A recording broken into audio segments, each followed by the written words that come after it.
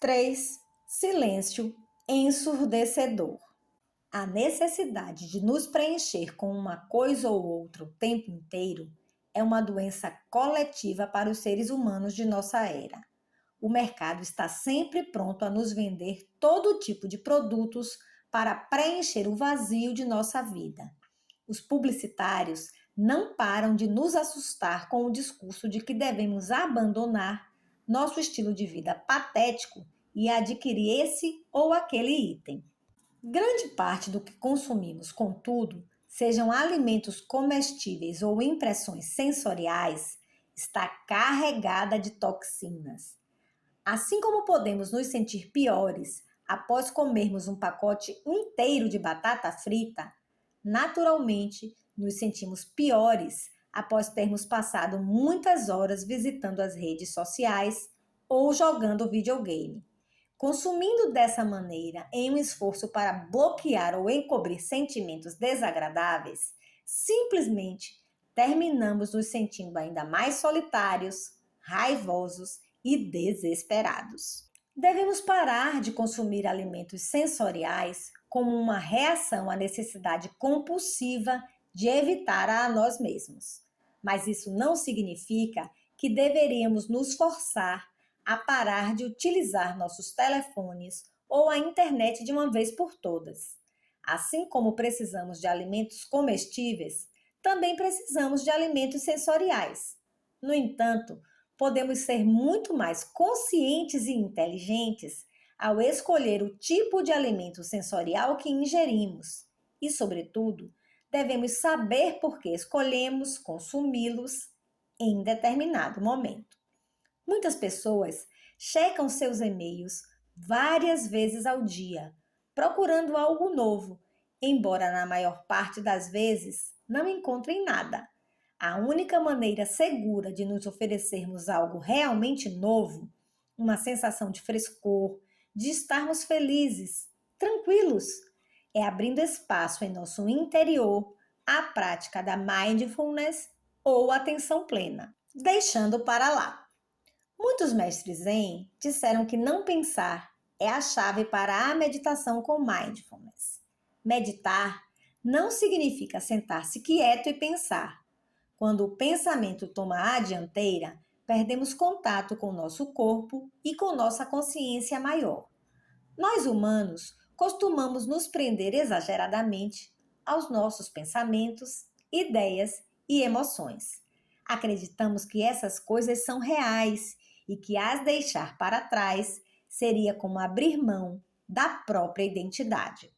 Se você se parece com a maior parte das pessoas, provavelmente imagina existir algumas condições ainda não realizadas que devem ser alcançadas para que você possa ser feliz. Pode ser um diploma, uma promoção no trabalho, um aumento de salário ou uma mudança de status no seu relacionamento. No entanto, essa crença pode ser exatamente o que o impede de ser feliz.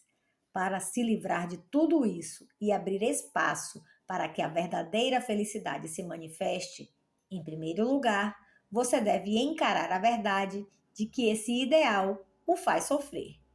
É possível que você conviva com ele há 10 ou 20 anos sem nunca ter entendido que ele interfere na sua capacidade natural de ser feliz. Certa noite, eu sonhei que era um estudante universitário com cerca de 20 anos e eu tinha mais de 60 anos quando tive esse sonho. Porém, dormindo, imaginei ser bem mais jovem. Eu acabara de conseguir me matricular em uma disciplina complicada, com um professor muito distinto, o mais requisitado da universidade. Maravilhado por ter a chance de ser aluno desse homem, fui à secretaria perguntar em que sala ele iria lecionar. Ao fazer minha pergunta, uma pessoa muito parecida comigo entrou na secretaria. A cor de sua roupa, seu rosto, tudo era idêntico. Fiquei muito surpreso. Aquela pessoa seria eu ou não? Perguntei à secretária se o jovem que acabara de entrar estaria na mesma turma que eu. Ela respondeu: não, de jeito nenhum. Você sim, mas ele não. A aula aconteceria no último andar do prédio, naquela mesma manhã. Por isso subi com pressa, pois queria chegar a tempo. Mas no meio das escadarias, me perguntei em voz alta: qual é mesmo o tema da aula? Alguém que estava perto de mim respondeu: música. Eu fiquei surpreso, pois não era aluno de música. Quando cheguei à porta da sala, olhei para dentro e havia mais de 1.000 alunos reunidos, uma verdadeira assembleia. Através da janela que dava para o exterior do prédio, vi uma linda paisagem, com picos de montanhas nevadas, além da lua e das constelações do céu. Fiquei profundamente comovido por toda aquela beleza. Porém, quando o professor estava prestes a entrar, alguém me disse que faríamos apresentações de música e que eu seria o primeiro.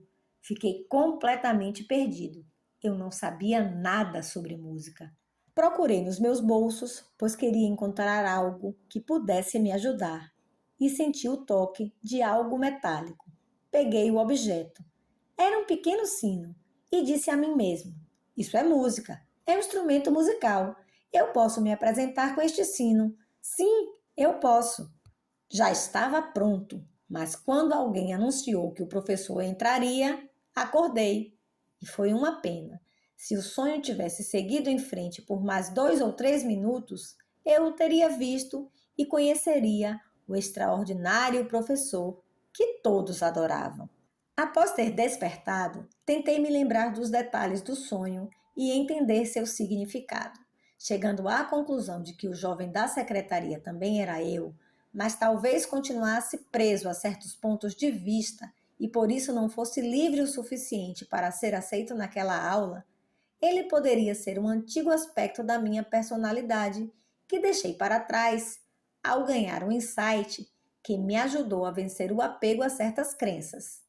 Deixar para trás implica livrar-se de alguma coisa, e essa coisa pode ser uma simples criação da mente, uma percepção ilusória sobre algo, mas não a realidade. Tudo é objeto da nossa mente, e todos os objetos são tingidos pelas cores da nossa percepção. Temos uma ideia e, sem percebermos, essa ideia nos tem como prisioneiros atrás de suas grades. Podemos ficar assustados por conta dela. Podemos até ficar doentes. É possível que essa ideia nos traga muita infelicidade e preocupação, e sentimos vontade de nos libertar. No entanto, querer se libertar não é suficiente. Precisamos nos oferecer espaço e calma suficientes para sermos livres. Algumas vezes, precisamos de um pouco mais de tempo para observar atentamente uma ideia ou emoção e descobrir suas raízes. A verdade é que as ideias vêm do nada, podendo ter sido formadas em nossa infância ou mesmo antes do nosso nascimento. Ao reconhecermos as raízes de uma ideia ou emoção, podemos começar a nos livrar dela. O primeiro passo é parar de pensar. Precisamos nos voltar à nossa respiração e acalmar nossos corpos e mentes. Isso nos proporcionará mais espaço e clareza para que possamos nomear e reconhecer a ideia, desejo ou emoção que nos perturba, cumprimentá-la e dar a nós mesmos a permissão para nos livrarmos dela. Encontrando respostas sem pensar. Isso não quer dizer que não temos o direito de pensar. Recentemente, uma irmã monástica me disse: tenho tantos problemas para resolver, e se você me disser que não devo pensar, como resolver essas coisas? No entanto, apenas o pensamento correto é verdadeiramente útil. O pensamento correto nos oferece bons frutos. Em geral, 90% ou mais dos nossos pensamentos não são os corretos. Eles simplesmente nos deixam caminhando em círculos e não levam a nada. Quanto mais pensamos, mais dispersão e agitação causamos às nossas mentes e corpos. Esse tipo de pensamento não resolve nenhum problema. O pensamento correto exige mindfulness e concentração. Imagine que precisamos resolver um problema. Demoraremos muito mais a encontrar uma solução se aplicarmos um pensamento errado à questão. precisamos oferecer à nossa mente consciente certo descanso e permitir à mente inconsciente que procure uma solução. Precisamos pisar no freio intelectual e emocional e entregar o problema ou desafio à nossa mente inconsciente, da mesma maneira que, após plantar uma semente, confiamos no trabalho do céu e da terra. Nossa mente pensante ou mente consciente não é o solo, mas apenas a mão que planta a semente e cultiva o solo por meio da prática da mindfulness frente a tudo o que fazemos durante o dia. A mente inconsciente é o solo fértil que ajudará a semente a germinar. Após enterrar essa semente no solo de nossa mente inconsciente, precisamos de paciência. Enquanto dormimos, a mente inconsciente trabalha. Enquanto conversamos, enquanto respiramos, se não permitimos que nosso pensamento interfira no processo, a mente inconsciente trabalha. Até que, certo dia, a solução aparece, pois não nos refugiamos na mente pensante, mas sim em nossa mente inconsciente. Ao treinar a meditação, podemos entregar nossos questionamentos e dificuldades à mente inconsciente. Devemos confiar nela e usar nossa mindfulness e concentração para ajudar a regar a semente e cuidar do solo. 2. Alguns dias mais tarde, uma solução aparecerá, e esse será um momento de despertar, um momento de iluminação. A essência da tranquilidade. Quando nos livramos de nossas ideias, pensamentos e conceitos, abrimos espaço à nossa verdadeira mente. Na mente verdadeira, há o silêncio de todas as palavras e ideias, e é muito mais vasta do que as construções mentais limitadas. Apenas quando o oceano está calmo e tranquilo, podemos ver a lua refletida nele. O silêncio é, sobretudo, algo que vem do coração, não de um conjunto de condições externas ao nosso corpo. Viver em um local silencioso não significa passar a vida mudo, sem se envolver nem fazer nada. Simplesmente significa que não somos perturbados por dentro, não há um falatório constante. Se somos verdadeiramente silenciosos, não importa o que nos aflija, sempre é possível desfrutar o doce espaço do silêncio. Em certos momentos, imaginamos estar em silêncio, pois não existe qualquer som ativo ao nosso redor. No entanto, se não acalmarmos nossa mente, a conversa segue presente no interior da nossa cabeça. Não existe silêncio verdadeiro. Devemos praticar a busca pelo silêncio em todas as atividades que fazemos. Tente alterar sua maneira de pensar e de observar. Sentar-se para almoçar pode ser uma boa oportunidade para oferecermos a doçura do silêncio a nós mesmos. Embora outras pessoas possam estar falando, temos a habilidade de nos distanciarmos dos pensamentos habituais e vivermos um real silêncio interior. Podemos estar em um local lotado, mas ainda assim desfrutando do silêncio e até da solidão. Perceba que o silêncio vem do seu coração, não da ausência de conversas. Da mesma maneira que o silêncio interior não exige um silêncio externo, a solidão não necessariamente significa que você precisa estar só. Você percebe o profundo significado de estar só quando se estabelece firmemente no aqui e agora, atento ao que está acontecendo neste momento. E ao usar sua mindfulness para observar todas as sensações, todas as percepções, você percebe o que acontece à sua volta, mas permanece completamente presente em seu interior. Você não se deixa levar pelas condições que o cercam. É isso a solidão real. Silêncio, alegre ou opressor. Certas vezes, quando pensamos no silêncio, pensamos em uma restrição forçada, como no caso de uma ditadura que extermina a liberdade de expressão. Ou então, pensamos no velho ditado de que as crianças devem ser vistas, mas não ouvidas. Ou pensamos em um membro de uma casa, proibindo que os demais toquem em assuntos sensíveis. Esse tipo de silêncio é opressor e só piora a situação. Algumas pessoas sofreram esse tipo de silêncio castrador em suas próprias famílias. Quando o pai e a mãe brigam, costuma haver logo após um silêncio doloroso e a família inteira sofre com isso. Se todos estão raivosos e ansiosos, manter o silêncio poderá aumentar os níveis de raiva e ansiedade coletivos. Com tanta tensão, alcançar esse tipo de silêncio pode ser algo muito negativo. Não podemos aguentar um silêncio dessa natureza por muito tempo. Ele nos mata. Mas o silêncio voluntário é bem diferente. Quando sabemos como nos sentar com os demais, como respirar com os demais, como nos conectar com o espaço sempre disponível em nosso interior, gerando uma energia de paz, relaxamento e alegria, essa energia coletiva do silêncio é muito curativa, muito nutritiva. Imagine que você está sentado ao ar livre, observando o brilho do sol, as lindas árvores, a grama e as pequenas flores que surgem em todos os pontos.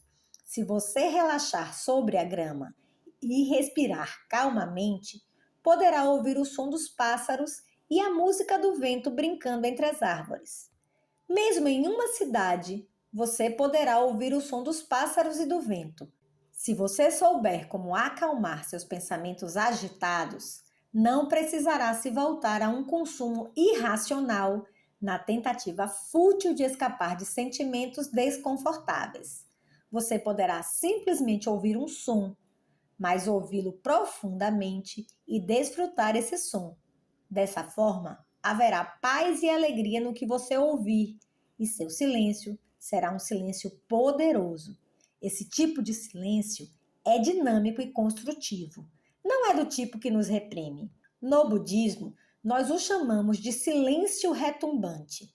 Ele é muito eloquente, cheio de energia. Muitas vezes, fazemos retiros em que milhares de pessoas praticam a respiração consciente, inspirando e expirando juntas, em silêncio. Se você já participou de algo assim, sabe o quão poderoso pode ser um silêncio livremente compartilhado. Aliás, você já percebeu como as crianças, mesmo as mais jovens, são capazes de desfrutar o silêncio? Existe algo muito relaxante nessa história. No Plum Village, crianças de todas as idades comem e caminham juntas em silêncio, com grande alegria. Em nosso centro de retiro, não vemos televisão, nem brincamos com jogos eletrônicos. Um amigo meu, em sua primeira viagem ao Plum Village, não parava de espernear e gritar. Na época, ele tinha 8 anos. Esse menino e seus pais chegaram de carro, vindos de Paris, e o menino não queria descer do veículo, pois sabia que, fazendo isso, não poderia ver televisão, nem jogar videogame durante uma semana. Mas ele sobreviveu, fez amigos e no último dia não queria ir embora. Hoje, ele e seus pais vão todos os anos ao retiro e o menino adora. Ele tem quase 16 anos. Silêncio nobre. Uma calma consciente e intencional é um silêncio nobre. Certas pessoas acham que o silêncio precisa ser sério, mas existe uma leveza no silêncio nobre. O silêncio nobre é uma espécie de silêncio que pode nos oferecer tanta alegria quanto uma boa risada. O silêncio nobre nos oferece uma chance de reconhecermos como nossa energia habitual se manifesta na maneira como reagimos às pessoas e às situações que nos rodeiam. Algumas pessoas escolhem praticar 1 ou 2 semanas de silêncio. Outras chegam aos 3 meses ou mais. Após tanto tempo em silêncio, somos capazes de transformar a maneira como reagimos a uma série de situações. Esse silêncio é chamado de nobre porque tem o poder de curar. Quando você pratica o silêncio nobre, não está apenas evitando falar, mas acalmando e tranquilizando seus pensamentos. Você está desligando a estação de rádio, pensando sem parar. Podemos reconhecer o silêncio nobre em outra pessoa, observando a maneira como ela se comporta. Algumas pessoas parecem estar sempre em silêncio, mas não cultivam um silêncio real. Elas simplesmente estão em outro lugar, não estão presentes nem disponíveis à vida, a si mesmas, nem a você. Outras pessoas têm uma atitude que parece gritar, ainda que estejam de boca fechada. Você já pode ter tido a experiência de estar ao lado de uma pessoa que não dizia nada, mas por algum motivo sentiu que essa pessoa o criticava. Esse não é um silêncio nobre, pois o silêncio nobre promove a compreensão e a compaixão. Portanto, fique atento, mesmo não dizendo nada com palavras, você poderá estar reagindo de maneira forte em seu interior, e as pessoas que observam seu rosto poderão perceber tudo isso. Respirar de maneira consciente e manter-se atento à maneira como você reage frente às pessoas e aos acontecimentos ao seu redor é uma prática profunda. Em vez de reagir, em vez até de pensar, permita-se simplesmente ser. Pratique a mindfulness para se conectar com sua respiração, com seus passos, com as árvores, com as flores, com o céu azul e com o brilho do sol. Você pode escolher o que focar e, portanto, o que ser. Você pode escolher ser sua inspiração ou sua expiração. Você pode escolher ouvir com toda a atenção o som da chuva ou do vento e, de alguma maneira, estará conectado com a chuva ou o vento. Ouvir os sons dessa maneira pode ser muito divertido. Quando está em contato com elementos tão curativos e refrescantes, você está sendo, não pensando. Praticando dessa maneira, quando estiver solto pelo mundo, você poderá escutar a buzina de um carro ou uma pessoa gritando, ou ver algo nada agradável, mas será capaz de reagir com compaixão. Ao enfrentar qualquer tipo de provocação, você poderá manter seu silêncio nobre, sua compostura e sua paz. Ação silenciosa. Algumas pessoas acreditam que o silêncio é uma forma de fraqueza ou de se afastar do mundo. No entanto, existe uma grande força no silêncio. Em um famoso texto budista, um capítulo chamado Lotus Sutra fala sobre um bodhisattva, um ser de grande compaixão, chamado Rei da Medicina. No budismo Mahayana, os bodhisattvas são descritos como cada um dos braços e mãos de Buda, e cada um deles representa um tipo diferente de ação. Diz a lenda que, em uma encarnação anterior, o rei da medicina era chamado de o bodhisattva que todo mundo fica feliz ao ver. De tempos em tempos, encontramos uma pessoa assim, alguém que todos gostamos de ver.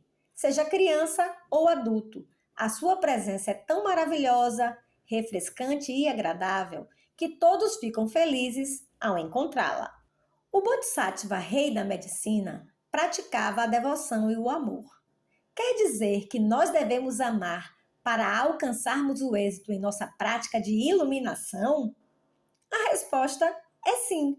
O papel do afeto no crescimento de uma criança é muito importante. O papel do afeto no desenvolvimento do conhecimento e da compreensão também é essencial. A presença de uma mãe amorosa é crucial para o crescimento de um bebê. E a presença amorosa de um professor e de alunos é muito importante para nos desenvolvermos em nossa prática. Precisamos de amor para podermos crescer e seguir em frente. O rei da medicina se desenvolveu bem na sua vida espiritual e alcançou a liberdade e o insight. Ele já não se identificava apenas com o seu corpo, virou um especialista em um tipo de concentração chamado concentração que permite nos manifestarmos em todo tipo de corpo. Se precisasse virar uma criança, ele virava uma criança. Se precisasse ser mulher, ele se manifestava como mulher. Se precisasse ser um homem de negócios, ele poderia se manifestar como homem de negócios. Ele parou de acreditar que era dono do corpo no qual vivia, por isso conseguia se libertar do próprio corpo com tanta facilidade. O rei da medicina enxergava muito sofrimento, pobreza e crueldade ao seu redor. Como sacrifício, ele passou um óleo com fragrância em seu corpo, ateou fogo em si mesmo e permitiu ser queimado. O corpo do Bodhisattva, rei da medicina, demorou milhões de anos para ser consumido pelas chamas. Durante esse tempo, o ensinamento ficou. Para todos que o vissem, seu corpo em chamas era um lembrete silencioso do motivo do seu sacrifício. Você já deve ter ouvido falar nos monges do Vietnã que se imolaram durante a guerra na década de 1960. Tal ação foi baseada nesse capítulo do Lotus Sutra. Quem não enxerga o próprio corpo como si mesmo, às vezes decide utilizá-lo como meio para expressar uma mensagem. Quando os monges vietnamitas atearam fogo a si mesmos, estavam tentando enviar uma mensagem silenciosa, a mensagem mais forte possível, pois até então ninguém escutava os pedidos de ajuda das pessoas que sofriam. Esses monges estavam tentando dizer, por meio de ações em vez de palavras, que havia omissão, discriminação e sofrimento no Vietnã. Eles usaram seus corpos como tochas em um esforço para atrair atenção a tal sofrimento. Se você não é livre, se enxerga seu corpo como sendo você mesmo, se acha que seu corpo se desintegrará quando você deixar de existir, não poderá fazer tal ação. Somente quando somos livres e capazes de nos enxergar de diversas formas, não apenas a partir do nosso corpo, podemos ter coragem e sabedoria para nos oferecermos como uma tocha humana. O primeiro monge a se imolar, em 1963, foi Thi Quang Duc. Quang significa vasto, Duc significa virtude. Eu o conheci. Ele era uma pessoa muito amorosa. Ainda um jovem monge, eu pernoitei em seu templo em Saigon. Naquela época, eu editava uma revista budista e estudava outras tradições espirituais. E o seu templo guardava uma coleção de revistas que empreguei em meu estudo. Thi Quang Duc seguiu em um velho carro até uma encruzilhada de Saigon. Ele desceu do carro, banhou-se em gasolina, sentou-se em uma linda posição de lótus e acendeu um fósforo. 5 horas mais tarde, sua imagem, sentado entre chamas no meio de uma encruzilhada, tomou conta do mundo. Dessa maneira, as pessoas ficaram sabendo do sofrimento da população vietnamita. 1 ou 2 meses mais tarde, o regime foi deposto por um golpe militar, dando fim a uma política de discriminação e perseguição religiosa.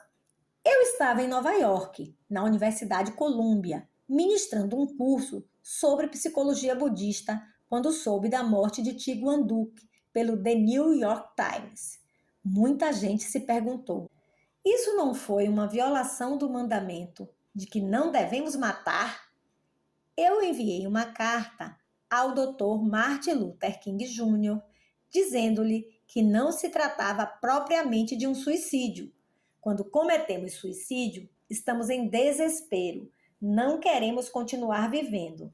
Mas isso não aconteceu com Thi Quang Duc. Ele queria viver, queria que seus amigos e outros seres humanos pudessem viver. Ele adorava viver, mas ele era livre o suficiente para oferecer seu corpo como meio para enviar uma mensagem. Nós estamos sofrendo e precisamos de ajuda. Graças à enorme compaixão que carregava dentro de si, ele foi capaz de se sentar em total tranquilidade e perfeitamente concentrado em meio às chamas. Eu aproveitei para relatar ao Dr. King minha percepção de que, quando Jesus morreu na cruz, ele escolheu morrer pelo bem dos demais, não por estar desesperado, mas pela vontade de ajudar. E foi exatamente isso o que Thi Quang Duc fez. Ele não se lançou a tal ação por desespero, mas em nome da esperança e do amor, usando seu corpo para levar mudança a uma situação desesperadora. É um tipo de oferenda. Tiguanduc e o rei da medicina não pretendiam oferecer apenas seus corpos em seus atos de autoimolação, mas sua forte determinação em ajudar os demais seres vivos. Essa extraordinária determinação foi a base para suas ações dramáticas que conseguiram entregar uma mensagem inesquecível e silenciosamente levar adiante seu insight a toda a humanidade. Eu não conto essas histórias por achar que você deveria fazer algo tão drástico, mas simplesmente para ilustrar o poder da ação silenciosa. Todos queremos alterar certas situações ou convencer alguém que faça alguma coisa. Se você pretende mudar algo no seu trabalho ou no seu relacionamento e se já tentou conversar, mas não conseguiu resultados, pense na força que existe em uma ação silenciosa. Prática: curando.